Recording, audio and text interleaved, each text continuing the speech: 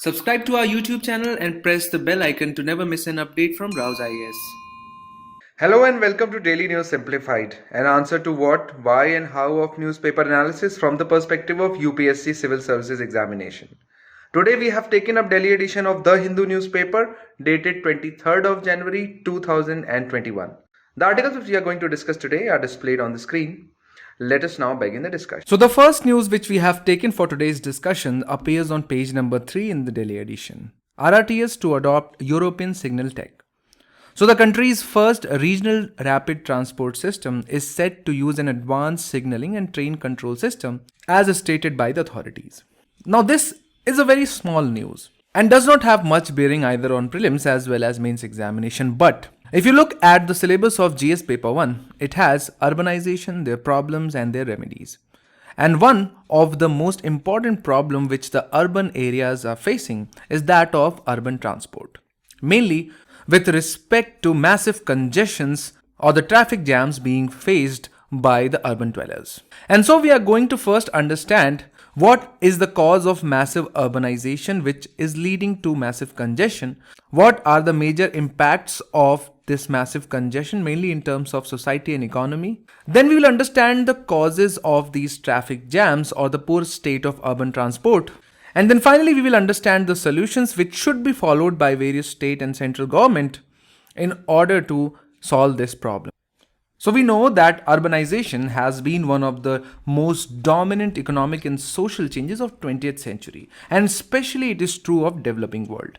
Although urbanization has been there since the existence of human society, there have been massive cities even during ancient times, not just in India but across the world. And so if we have to define urbanization, it is nothing but a transition of a society from rural to urban. And so along with urbanization comes changes in society, economy, as well as politics. And so when we talk about massive urbanization, the kind of urbanization we observe in India, especially in Delhi, NCR, Mumbai, Bangalore, it is a result of three main factors. First is the natural increase of population, which is a function of the fertility rate. So basically, when you have more births than deaths in an urban area, it results in increase in population of that city.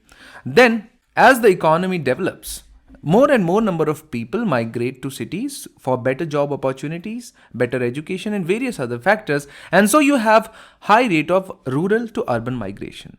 But apart from that, you have people migrating from smaller or suburban areas or tier 2 and 3 cities to mega urban towns. And so the massive urbanization is a result mainly of these three factors. And so what we have in urban area is high level of accumulation as well as concentration of economic activities. Most industries are located in and around megacities. Most headquarters of large companies as well as government offices are located in urban areas. And so what it does is that you need people to travel from location A, which is their home, to location B, which is their workplace, in order to be able to provide goods and services.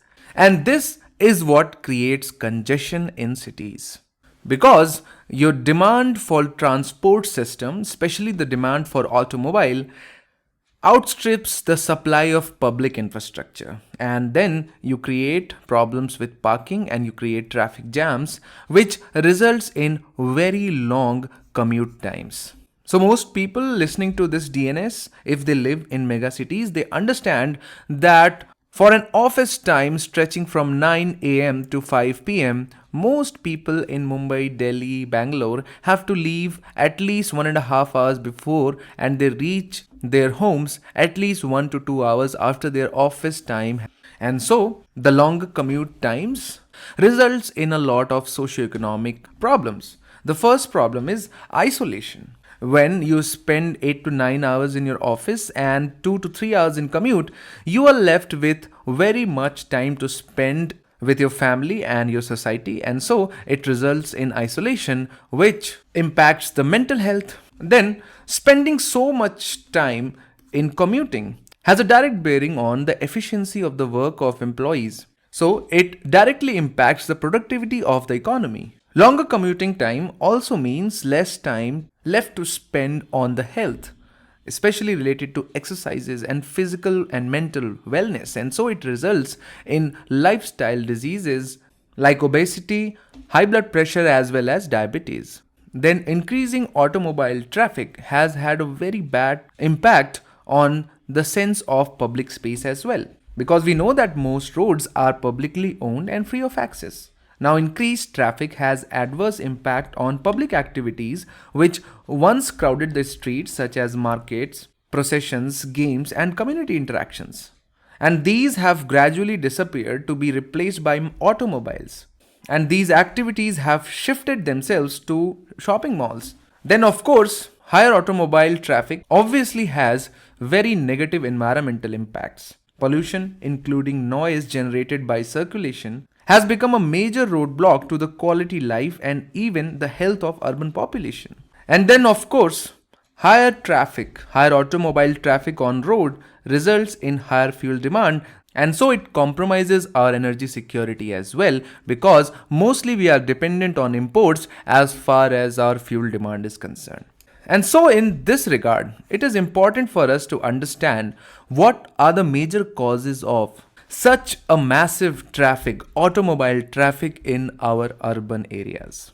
The first and the foremost cause is unaffordable housing in core areas of cities, because our city do not follow the integrated land use system. And so what we have is the areas which are totally business oriented, and then you have areas for residential purposes. And so there is always a distance to be traveled from work to the home. And if someone wants to reside in areas near to the offices, they are prohibitively expensive. And so people are spending an increasing amount of time commuting between their residence and workplace. An important factor behind this, of course, is residential affordability, as housing located further away from the central areas are more affordable. And to give you a simple example, it is very expensive to live in Delhi as compared to in Noida. And so therefore, commuters are exchanging commuting time for house affordability. And that is also leading to the expansion of cities into rural areas. It is creating massive satellite towns or suburban areas in the vicinity of major cities. And so it is resulting into commute ranging up to the distance of 30 to even 40 kilometers normally. Since we do not have efficient public transport, this increasingly larger distance is being traveled on cars. And we'll understand the reason behind the inadequacy of public transport. And the question arises that when major cities, so many public transport options exist. For example, most cities now have metros. They have public buses. Many cities also have local transport in the form of railways, like local trains. And so why are not people resorting to public transport? And the simple reason is that whenever you go to a public transport, there is more often than not a state of underutilization and a state of overutilization. And hardly you will find metro with optimal people inside it. For example, the number of seats and the number of people traveling in them should be equal. Normally, it doesn't happen. What happens is that there is a time, especially during the office hours, where the demand for the transport increases and there is a peak. And so our public transports are not designed to cater to the peak demand. And then there are troughs where the public transport is underutilized. So the problem with the urban cities is that when they travel together. And so the public transport is unable to cater to the peak demand of the cities. Since most of the people right now are resorting to suburban areas, and the public transport is quite inadequate in these suburban or satellite towns. And then the problem is that you cannot extend these massive public infrastructural projects to many areas because they are vast, they are organized, and the population density is very low in these suburban areas. And so even if you extend, for example, let's say Delhi Metro to a lot of branches in Gurgaon and Noida, it is not going to yield the kind of return it is yielding in Delhi area. Because these public transit systems will not be able to generate sufficient income to cover its operating and capital costs. So the people are resorting to cars and bikes. as reflected in higher automobile sales, especially during the pandemic time where most of the people wanted to ensure the social distancing. But why is that? Of course, we understand that inadequacy of public transport has resulted in higher automobile sales, but there must be some other reasons as well. What are the factors responsible for people owning more and more cars? And of course, if you have a car and if you have the key to the car as well, it ensures on demand mobility. If you want to go out at 2 a.m. in the morning, you have that facility. So that is one. Second is, of course, it has higher level of comfort and convenience as compared to the public transport. Because most of the public transport in India do not have the last mile connectivity. For example, ultimately you will have to take an auto or an e-rickshaw from the metro station to your home. And so, higher level of comfort and convenience is one of the important factors. Then, in India, car is still a symbol of societal status. Owning a car, and that too a good car, ensures a better social mobility from middle class to upper middle class, or maybe from lower class to the middle class. And that has a very important significance in Indian society.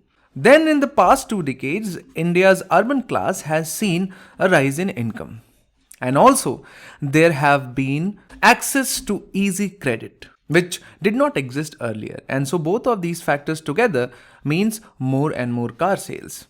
And then finally, in order to provide and promote more and more employment creation as well as economic growth, even the government of India and many other governments of developing countries are promoting automotive or automobile sector. If you look at the focus sectors of Make in India, automobile is right there. And so the government is providing a lot of incentives and various other facilities for the companies from across the globe to set up their plants in India. And so this has resulted in cheaper cars as well. And so all these factors together combined have led to higher automobile sales. And so we can summarize that the three major causes of high congestion in urban areas is unaffordable housing near to the working place, inadequate public transport, and higher automobile sales. And now, since all of you are civil service aspirants, you are not expected to limit yourself to the causes of the problems, but suggest solutions. And so, what are the solutions for these massive congestion in urban areas? And so, the first and foremost solution is that whenever a city is planned in terms of its land use, the planning for the transport should be integrated with it. But normally, what happens is that once you have a city, it starts to grow. And as it grows, the transport system is a consequence of the growth of the city, not the cause of the growth of the city. So, there needs to be an integration of transport planning with the land use planning. So, when a newer area is planned for the habitation of human population, the transport system, including the public transport system, should be planned and implemented before people start to reside in that area. But the problem is that transport planning has not received the extent of attention it should have in drawing up development and land use planning. And we know that each city in India is different from other in terms of population, area, the kind of urban form it takes, the local topography and income levels. And so, whenever the land use planning is done, these things are taken into account. And similarly, when the transport planning is done, these factors should be accounted for. Then comes a very, very important matter of equitable allocation of road space. And this has to deal with the mentality with which the roads are constructed. And to understand that, let us take an example. At present, road space gets allocated to whichever vehicle occupies it first. And so the focus is on the vehicles and not on people. So the result is that a bus carrying 40 people is allocated only 2.5 times the road space that is allocated to a car carrying only 1 or maybe 2 persons. In this process, the lower income groups have effectively ended up paying in terms of higher travel time and higher travel costs for the disproportionate space allocated to the personal vehicles. And not just that, users of non-motorized modes, for example bicycle riders or pedestrians, have tended to be squeezed out of the roads on account of serious threat to their own safety. And so, the allocation of road space should be such that it is equitable, prioritizing the public transport as well as non-motorized modes of transport. After the equitable allocation comes the matter of greater use of public transport.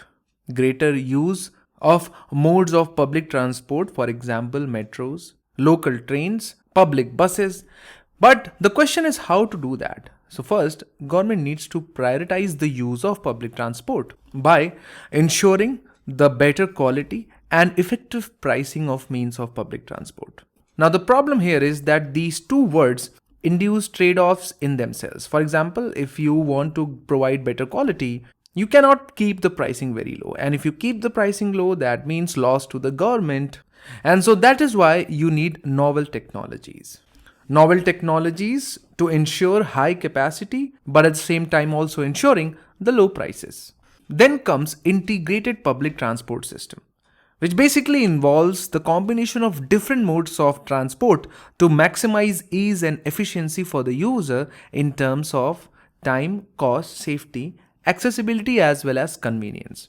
And to give you an example as to why integrated public transport system is needed, most urban cities which have metro systems, let's say from point A to B, also have public bus transport system catering to almost the same route, or if not the same, to the parallel route. Now, the problem is that from traveling point A to B, you have both metro as well as buses. But after you exit the metro at B, you have to rely upon local transport system, for example, Ola, Uber, Auto and Rickshaw to get to the destination. And so what integrated public transport system would ensure that the main delivery for long distance within the city would be done by railways as well as metros, and then the buses would cater to the local commute less than, let's say, 3 to 5 kilometers. So they are expected to act in a complementary manner and not catering to the overlapping areas.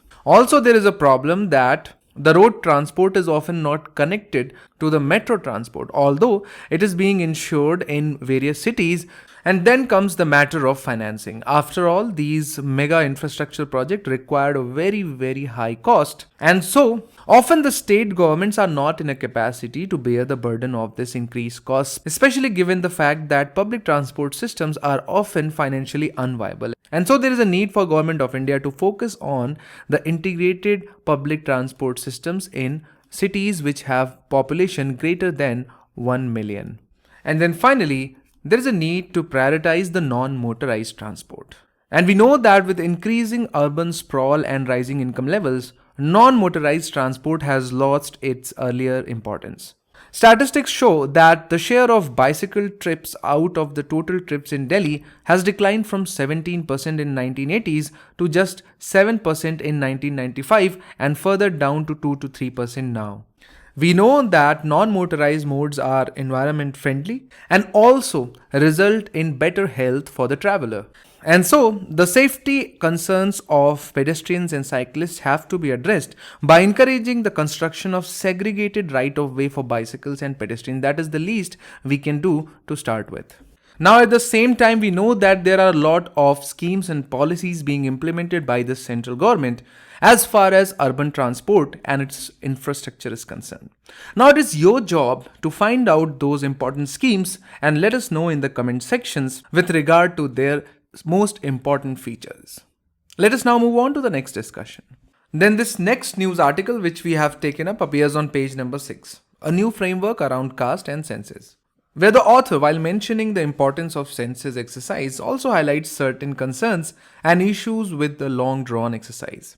Now, in this particular editorial, there is not much which we can extract from the perspective of UPSC Civil Services examination, and so we will take this opportunity to cover some important details about census exercise as to what is the need of such a vast census every 10 years, what are the unique features of census 2021, what are the challenges or the issues plaguing these censuses, and how we can resolve these issues or the remedial measures. But before anything, let's clear the important facts or information from the perspective of prelims examination.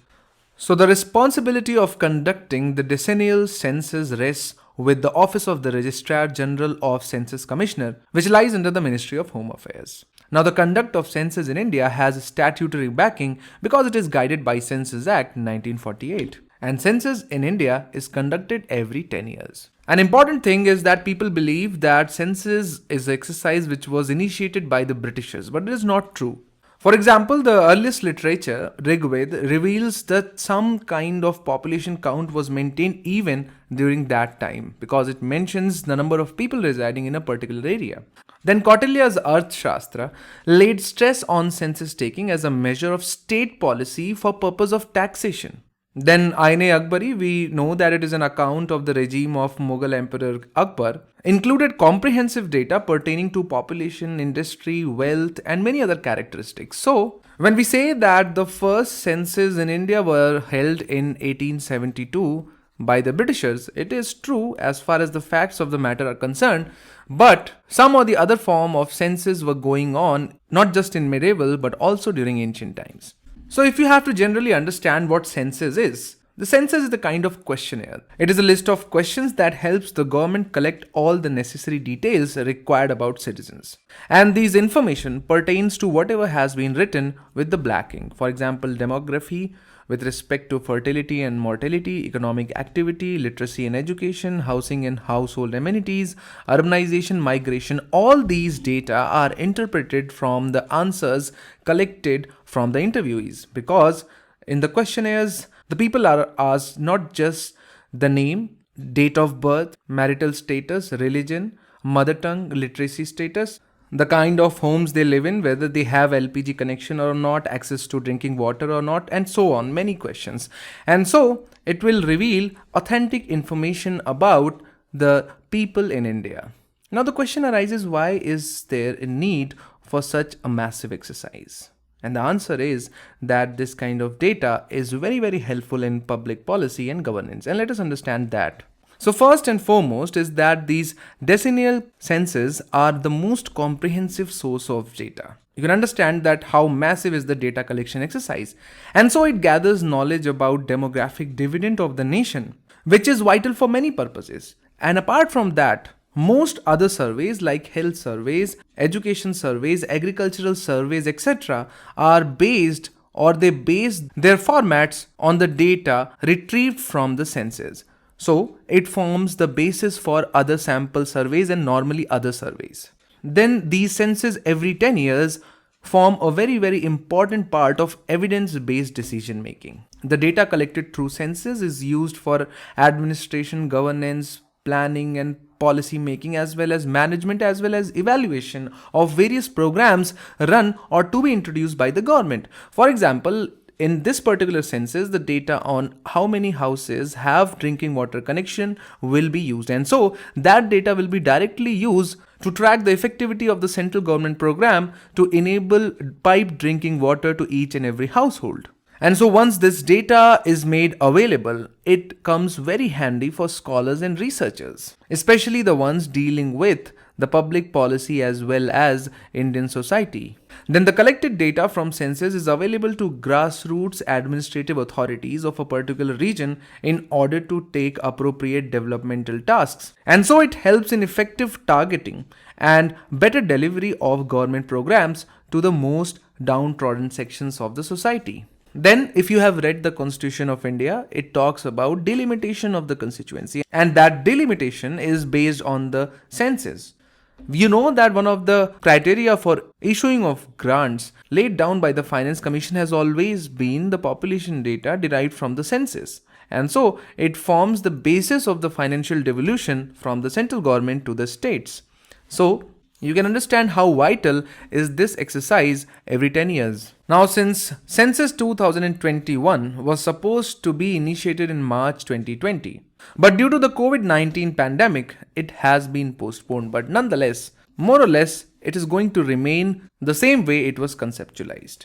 And so, the first and foremost is that it is the first time that the data is to be collected digitally, that is via mobile applications installed on enumerator's phone with a provision of working in offline mode as well. So this can be taken as an instance of application of information and communication technology in government process. Also, it is a best case demonstration of e-governance in application. This would help in reducing the delay and having the results almost immediately, because in the past censuses it has been felt that from the enumerator to the final data collection and results, it takes around 2 to 3 years. But with the mobile application, it could be available within months. Then a new portal has been created, which is Census Monitoring and Management Portal, which will act as a single source for all officers or officials involved in census activities to provide multi-language support. An important aspect of this particular census is going to be that there will not be any requirement by the citizens to show a proof. And so this will depend on self-declaration, and that is the first time that it is being done. A big change from the past census that as per the existing plan, the data on caste shall not be collected. So if you remember that socio-economic caste census was conducted alongside census 2011, but this time there's not going to be any data collection on caste of the people of India. And then finally, that this is for the first time that information of households headed by a person from the transgender community and members living in the family will be collected. Earlier, there was a column for male and female only. So these are the important unique features of Census 2021 as per the existing plan floated in February 2020. Now, as per the author of today's editorial, there are a lot of challenges in the way we conduct the census. And the first and the foremost challenge is that this particular exercise, although very extensive, is not beyond errors. And there are two types of error during any statistical exercise. One is of course the content error, and the second is of course the coverage error. So the coverage error basically means that you were unable to cover almost all the people of the country, and the content error means that the questions and their answers were either not correctly framed, or if correctly framed, the data was not correctly entered. And so any kind of statistical exercise, especially as vast and as huge as census, is liable to these kinds of error. And so, although these errors are minor, but any small error, when applied to such a huge data of 1.3 to 1.5 billion, will have a drastic impact on outcome of this census. Then of course, we have a problem to deal with, which is in the form of furnishing of false information. We know that various schemes of the central government are conditional upon either the economic status or the social status, for example, caste of the person. And so due to fear of losing intended benefits of various schemes, or fear of losing citizenship this time, and lack of education, people fabricate and tend to provide false information. So that is also a problem which needs to be accounted for. Then we know that such a massive exercise cannot come without massive expenses. And so a lot of social commentators express their opinions against such a massive exercise, because they believe that the benefits to be arrived by such a massive data are meager as compared to the expenses incurred on such an exercise, which can be ultimately utilized in various government schemes and programs. And then finally, since this is the first time that the data is going to be collected digitally, and so this move towards digital mode of collecting the data is a step forward to speed up the process of analysis. But at the same time, the security of the data being collected, especially on the app or the application, has to be looked into. Also, it can lead to the violation of the privacy of the citizens and the residents. The availability of the data with regional authorities has the potential for abuse of such data. And so, there is a need to minimize this mistrust for the fear of misuse. And so there is a need for remedial measures to be carried out. And first is that of capacity building, which basically means proper training of the data collectors and organizers. Then, as we talked about the errors while collecting the data, and so there is need to be a strengthening of data quality. And this can be done by minimizing the coverage as well as the content error. Now, one way through which it can be done is by increasing the number of the questions in the list. So what more number of questions will do is that it will reveal any kind of incongruity in the answer of the interview itself. And then finally, there is a need to organize a lot of campaigns, launching of massive publicity campaigns in order to make people aware about the importance of census in their life, and hence motivating them not only to participate, but participate with full enthusiasm. So, the government can organize flash mobs or take the help of NGOs in doing that. Then, the campaigns can be run on social media, and the government can make use of the community leaders to spread the information and counter the misinformation with respect to the Census 2021. So this was it on Census 2021. We understood the need for census, we understood the historical perspective. We also went into unique features of Census 2021, the challenges as well as the remedial measures. Let us now move on to the next article. Now this next news appears on page number 7, that is Ground Zero, flew among the feathers. So the bird flu outbreak in the Kuttanad region was the last straw for farmers already struggling to come in terms with the losses inflicted by the 2018 floods and the ongoing pandemic. And this long article discusses the kind of problems being faced by the people involved in the poultry business in Kerala. But it starts with the mention of the Pampa River.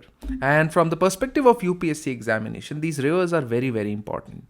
And so, we are going to discuss some very, very prelims specific information with respect to 5 important rivers of Kerala, which are Chaliyar, Chalakudi, Periyar, Pampa and Bharatpooja. Now, one thing which you have to keep in mind that all the rivers in Kerala originate at Western Ghats and they follow this trend to finally meet in the Arabian Sea because of the slope of this particular region. Starting with the Chaliyar River, as you can see on the map, it is towards the northern side of Kerala and it originates in Wayanad Plateau. Ultimately, it meets in the Lakshadweep Sea. Then we have Chalakudi River, which is the 5th largest river in Kerala. The river, although has its origin in Tamil Nadu in Anamalai region and is a collection of many smaller tributaries. Now, if we consider strict geological sense, then it can be treated as a tributary of Periyar River. But for all administrative purposes, it is treated as a river which is separate from Periyar River. Now, an important aspect of Chalakudi River is Athirapalli Falls, which were brought into national limelight by the movie Bahubali, where the picturization of the scene where the Bahubali carries the Shivlinga was filmed at this particular location. Then, of course, we have the Periyar River, which is the longest river and the river with the largest discharge potential in the Indian state of Kerala. It is one of the few perennial rivers in the region and provides drinking water for several major towns in Kerala. It originates in Western Ghats and there is a dispute between Tamil Nadu and Kerala as to exactly where it originates. But it originates within the premises of Periyar Tiger Reserve. The very famous Idukki Dam is located on the Periyar River as well. Moving on to the Pampa River, or also known as Pamba River, on which the article is based. It again originates in Western Ghats and finally joins the Arabian Sea. And then finally we have Bharatpooja or Ponnani River. It is the second longest river in the state of Kerala after the Periyar River. An important fact about this particular river is that it flows through Palakkad Gap. So we'll keep on covering various important rivers as and when they appear in the newspaper. India proposes to expand research tourism in Arctic appears on page number 10. So India has unveiled a new draft Arctic policy that, among other things, commits to expanding scientific research, sustainable tourism, and mineral oil and gas exploration in Arctic region. And so in this regard, let us first revisit some prelims specific information. India presently has 2 research stations at Antarctica, namely Maitri and Bharti. New station Bharti has just been constructed and established in March 2013. At both the stations, research and investigations are undertaken to understand the polar processes and phenomena. Observations and studies are carried out in atmospheric, biological, geological, ecological sciences. So UPSC can just formulate these 4 words in 4 different statements just in order to confuse you. And Maitri, of course, is an older one which has been in functioning since 1989. Then if we talk about Arctic, Indian Arctic Station Himadri is located at Spitsbergen Island in Norway and serves as a hub of Indian scientific investigation since 2008. If we talk about Antarctica, scientific studies and investigations are undertaken on the continental part and contiguous shelf ice area. Whereas if we talk about observations in ocean, they are conducted in summer months during the voyage to Maitri and Bharti on board the chartered vessel hired for the transport of material and personnel to these stations. At Arctic also, meteorological, biological, glaciological and past climate studies are undertaken in the vicinity of the Himadri. Local boats are hired for this purpose. A chartered icebreaker ship along with cargo vessel has been used during the construction of Bharti station And from a release of 2013, Government of India had stated that acquisition construction of polar research vessel is under consideration. Now, various other dimensions of Arctic issue has been already covered in great detail by Faizan sir on DNS dated 24th of December 2020, where he discussed the issue of declining ice in the area, the region covered by the Arctic or the littoral countries of the Arctic Ocean, causes of higher melting, especially with respect to Siberian heat wave. Then he also discussed effect of Arctic melting with respect to the change in the region's albedo, increased wave actions, and increased melting of snow in Arctic terrestrial region, then more greenhouse gas injection in atmosphere, glacial advancing, and then finally the coverage of Arctic region from resource point of view. Next article appears on page number 14. RBI moots scale-based tighter regulatory framework for NBFCs. Now, the regulation of NBFCs and how it is different from banks is very important from the perspective of prelims examination, and it has already been dealt in great detail by Baswa sir on DNS dated 5th of December 2020, and so we are not going to discuss it over here, and it is advised that you go back and watch these two videos.